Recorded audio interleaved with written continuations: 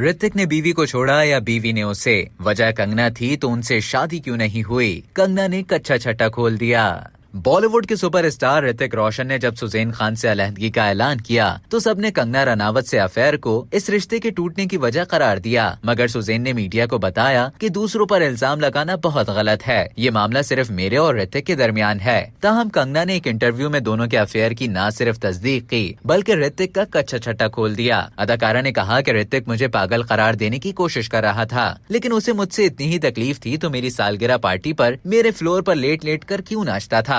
मैंने फिल्म क्रिश 3 में पहले काम करने से इनकार कर दिया था क्योंकि उससे पहले भी हमारा अफेयर हो चुका था। मुझे पता था कि ऋतिक शादीशुदा है, मुझे उनसे दूर रहना चाहिए, तो वो बंदा 6 माह तक मेरे पीछे पड़ गया और मुझसे फिल्म साइन करवा दी। अदाकारा ने बताया कि मैंने सच में उस इंसान को बहुत प्यार किया था। मैंने उनको जो 3-4 खतूत लिखे थे उसने उनको भी कॉपी पेस्ट करके उन खतूत में शामिल कर दिया जो उसने बदनाम करने के लिए दुनिया को दिखाए थे। कंगना ने कहा कि जब हमारा रिश्ता चला था तो उसने कहा था कि मैं तुमसे शादी नहीं कर पाऊंगा। जब मैंने क्रिश 3 से इनकार किया तो ऋतिक ने कहा कि मेरी बीवी के साथ कोई ताल्लुक नहीं है, लेकिन उसे छोड़ नहीं पाऊंगा। जब मैंने कहा कि बीवी को नहीं छोड़ सकते तो मुझे छोड़ दो, मगर वो मुझे भी नहीं छोड़ रहा था। अदाकारा ने बताया कि हम इसी कश्मकश में थे कि ऋतिक को उसकी बीवी ने छोड़ दिया। तब वो एकदम से कहीं न कहीं तिलमिला गए। फिर जब ऋतिक की सर्जरी हुई तो उन्होंने कहा मेरी तलाक होने वाली है, तो मुझे लग रहा है कि हम दोनों शादी कर सकते हैं। लेकिन मुझे शक हुआ कि अचानक से दोबारा शादी की बात कैसे कर रहे हैं। दरअसल वो इनसिक्योर हो गए थे। कंगना ने बताया नवंबर 2014 में ऋतिक की तलाक होने वाली थी